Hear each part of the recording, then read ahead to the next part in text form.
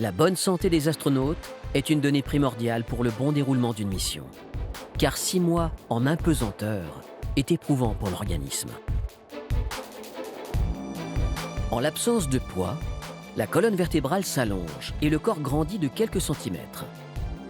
Si, en apesanteur, les fluides flottent en suspension, heureusement, dans le corps des astronautes, le sang continue de couler grâce au fonctionnement de notre cœur. Mais il circule différemment, car il n'est plus soumis à l'attraction et va s'orienter vers les parties vitales du haut du corps et la tête. On observe alors un amincissement des jambes et un visage qui enfle. La taille du cœur diminue et les globules rouges sont moins présents dans le sang puisque le corps consomme moins d'énergie. De ce fait, les muscles s'atrophient et les os perdent du calcium. La microgravité est extrême pour le corps. On sait notamment, et ce depuis les premiers séjours dans l'espace, qu'elle engendre une perte de masse musculaire et osseuse. On mesure la densité osseuse des astronautes à 3 reprises. Au moment de leur sélection, juste avant leur mission, puis à leur retour sur Terre. On sait que ce ne sont pas des effets irréversibles, en tout cas pas au point où nous avons exposé des humains. Pour essayer de perdre le moins de masse osseuse et musculaire lors de leur mission, il est essentiel aux astronautes de pratiquer du sport plusieurs fois par jour. On leur recommande de faire 2 heures d'activité physique par jour. 3 appareils sont à disposition des astronautes à bord. Un vélo ergomètre, un tapis roulant et disons des sortes d'haltères. Bien sûr, on ne soulève pas de poids puisqu'il n'y a pas de gravité. C'est la machine qui exerce une résistance. C'est un exercice important qui vient en complément des 2 autres pour éviter la perte de masse musculaire et osseuse. Ces exercices physiques ont également un intérêt en cas de retour précipité sur Terre. On peut revenir en urgence, avoir besoin de réagir à je sais pas, un feu, une dépressurisation, on tombe dans la taïga, on est attaqué par un ours, enfin il peut se passer n'importe quoi. Et donc il faut être en forme, donc on entraîne les muscles, on se force à faire du sport pour en fait rester en forme et puis revenir sur Terre en bon état. Une autre partie du corps est soumise à un étrange phénomène à cause du manque de gravité, l'œil. Une redirection des fluides au niveau de la tête augmente la pression intracrânienne. Subissant cette pression, le nerf optique qui relie le cerveau à l'œil gonfle et pénètre dans la rétine, ce qui déforme l'œil. Les vaisseaux sanguins à l'arrière de l'œil gonflent également. La vision de l'astronaute est affaiblie, avec quelques zones plus ou moins floues qui peuvent apparaître.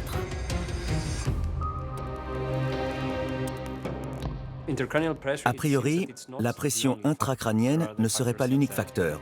C'est peut-être aussi une question de circulation sanguine. Des recherches sont en cours. On sait que ça arrive à quelques astronautes, mais pas à tous. Pour certains, c'était lors de leur première mission, pour d'autres, durant la seconde.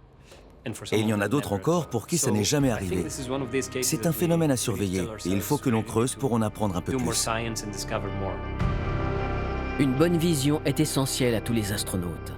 Mais les différences entre les phénomènes observés sur Terre et à bord de l'ISS sont nombreuses et parfois même, quelques automatismes viennent perturber leur quotidien. On fait beaucoup ça dans la station spatiale parce que c'est pratique. Passe-moi le tournevis, on le fait flotter comme ça tout doucement. Il ne faut pas le lancer évidemment à la figure de son collègue, mais on le fait flotter tout doucement. Hop, on l'attrape, c'est hyper pratique. Sauf qu'au début, les gens intègrent toujours la gravité dans leur lancer, ce qui fait que sur Terre, le tournevis, si on lance une balle, va redescendre un moment. Donc sur la station spatiale, si je lance comme sur Terre, le tournevis va passer 1,50 m au-dessus de la tête de la personne à qui je la lance. Donc on le voit vraiment, les gens dont c'est le premier vol ou qui n'ont pas l'habitude, ils le font systématiquement. Ils lancent un truc 2 mètres au-dessus de la tête des gens. C'est très très drôle. Mais l'homme sait s'adapter et va rapidement intégrer son nouvel environnement. J'adore flotter dans l'ISS, c'est quand même super. Ce qui est marrant, c'est que ça stresse un peu de flotter parce qu'il y a une certaine perte de contrôle. Il faut accepter le poids disparaît, on n'est plus la même personne, on flotte. Mais moi, je trouve ça vraiment super parce que ça permet de s'affranchir des contraintes du corps. Dans ma manière de bouger, je faisais toujours un peu des tours sur moi-même, j'aimais bien rebondir, partir dans d'autres directions, etc. Je trouvais vraiment ça fantastique, le fait d'évoluer en 3 dimensions, un peu comme dans un rêve. À bord, aller à droite vous emmène à gauche si vous êtes à l'envers. Pour s'orienter, ils ont donc installé des panneaux pour indiquer les directions et le nom des modules. Ils sont tous dans le même sens, car il est établi que le plancher se trouve du côté de la Terre et le plafond du côté de l'espace.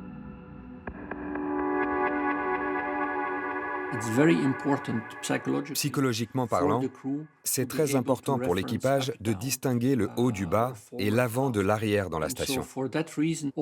C'est pour ça que l'éclairage est toujours au plafond et que les indications sont toutes écrites dans le même sens. Heureusement, les astronautes apprennent rapidement à s'orienter dans la station, qui tourne inlassablement autour de la Terre sans jamais pénétrer dans l'atmosphère. Un tel événement conduirait inévitablement à sa destruction. Car à 400 km, un objet restant fixe au-dessus de nos têtes subit encore 90% de la gravité terrestre. Pour contrer cette force qui attire la station vers le sol, la station a été mise en orbite à une vitesse vertigineuse, 27 600 km/h, 7 km et demi par seconde, soit la vitesse nécessaire pour faire Paris-New York en 13 minutes. C'est le minimum pour annuler la force gravitationnelle afin que l'ISS ne retombe pas sur Terre. C'est un équilibre quasi parfait qui se crée ayant pour effet de faire chuter la station continuellement autour de notre planète. Et comme tout poids tombe à la même vitesse dans le vide, tout ce qui est à bord ne ressent plus les effets de la gravité. C'est l'impesanteur, ou plus précisément la microgravité. Thomas est enfermé à l'intérieur de la Station spatiale internationale pour presque 200 jours. Mais impossible pour eux de fonctionner en autonomie. Le support au sol est primordial pour planifier les ravitaillements, concevoir les outils, tester les tâches, aider les équipages aux opérations complexes, surveiller les paramètres de fonctionnement de la station, entretenir la communication et enfin, coordonner tous les acteurs. Un très grand nombre d'agences, d'organisations ou de groupes à travers le monde sont impliqués dans ces tâches. Même si la NASA gère l'emploi du temps des astronautes en relation avec les agences du monde entier, c'est l'Agence spatiale européenne qui gère ce qui se passe dans leur laboratoire, le Columbus.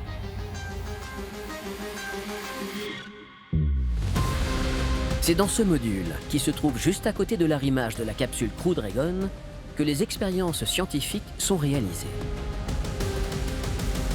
D'une longueur de 6,90 m et d'un diamètre de 4,50 m pour une masse de 10 tonnes et 300 kg, il est moins grand que ses homologues russes, japonais ou américains.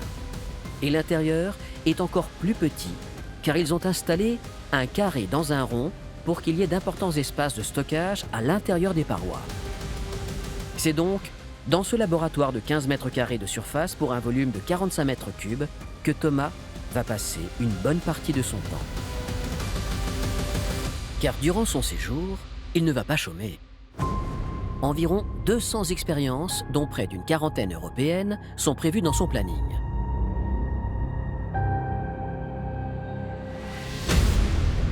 En Allemagne, près de Munich, se trouve la station de contrôle du module européen Columbus. C'est d'ici qu'est contrôlé ce laboratoire unique en son genre, qui tourne à 400 km au-dessus de nos têtes. Car même si les Américains, les Russes ou encore les Japonais possèdent un laboratoire à bord, c'est la NASA qui coordonne l'ensemble de la station en communiquant avec chaque pays, car chacun possède des parts d'utilisation sur les autres modules. Près de la moitié du droit d'utilisation du Columbus est cédé à la NASA en échange des transports. Ainsi, un astronaute peut se retrouver à faire des expériences dans un autre laboratoire que le sien.